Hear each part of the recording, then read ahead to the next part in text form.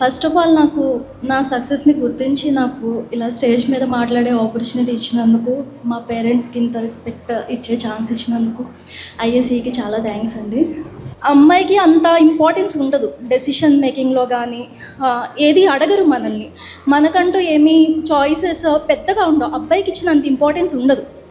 So నేను అది తెచ్చుకోవడానికే నాకు ఒక రెస్పెక్ట్ఫుల్ జాబ్ కావాలనుకున్నాను. గవర్నమెంట్ జాబ్ అలాంటివి వస్తాయా ఈ రోజుల్లో? ఎంత ల్యాక్స్ ప్రిపేర్ అవుతున్నారు కదా, పోస్టులు ఎన్ని ఉంటాయి? మహా అయితే హండ్రెడ్స్లో ఉంటాయి. ఎందుకు వస్తాయని చెప్పి డిస్కరేజ్ చేశారు. కానీ మా పేరెంట్స్ మాత్రం అలా చేయలేదు, ఇంక్లూడింగ్ మై సిస్టర్. వాళ్ళు నన్ను చాలా నమ్మారు. ఎవరు అడిగినా మమ్మీ ప్రిపేర్ అవుతుంది, వస్తుంది, ఖచ్చితంగా వస్తుంది అనే చెప్పారు. అంత ఇంపార్టెన్స్ ఇచ్చారు నా ప్రిపరేషన్కి అయితే నా పేరెంట్స్, నా సిస్టర్ అందరూ కూడా. సో అంతా బాగానే ఉండేది. నాకు ప్రాబ్లం ఎక్కడొచ్చేదంటే జిఎస్, జనరల్ అవేర్నెస్ అనేది నెగిటివ్ మార్కింగ్ వచ్చేది జిఎస్లో. అంటే ఒక 5 క్వశ్చన్స్ పెడితే 5 పోగా ఎక్స్ట్రా పోయేవన్నమాట. సో అలా ఉండేది నా ప్రిపరేషన్. అంత డమ్ము నేను జిఎస్లో. ఎన్టీపీసీ మా ఫ్రెండ్ చంద్రశేఖర్, తన గనక లేకపోతే నేను అసలు ఈ రోజు ఇక్కడ ఉండేదాన్నే కాదు. Last day notification, last day తను కాల్ చేసి సీజీఎల్ ఒక్కటే కాదు, ఎస్ఎస్సి ఒక్కటే కాదు, ఎన్టీపీసీ కూడా ఉంది, మంచి పోస్టులే ఉంటాయి, రమ్య ఒకసారి అప్లై చేయండి. నేను అప్లై చేయను అన్నా. ఎస్ఎస్సి తప్ప నాకు ఇంకేం వద్దన్నా.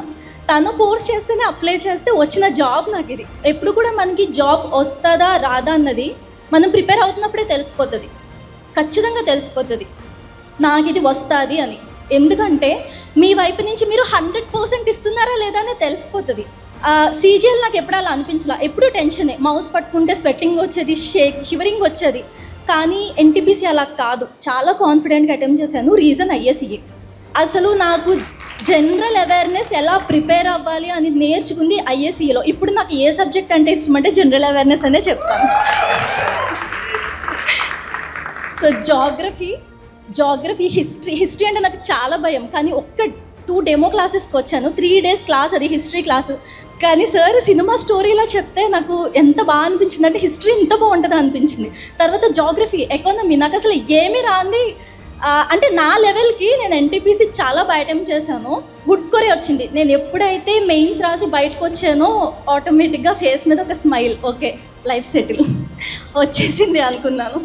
సో ఫైనల్గా ఐఏసీ లేకపోతే నాకు అసలు జనరల్ అవేర్నెస్ అయితే ఎప్పటికీ చదివేదాన్ని కాదు, ఈ జాబ్ కూడా వచ్చి ఉండేదే కాదు. Thank you so much for IAC.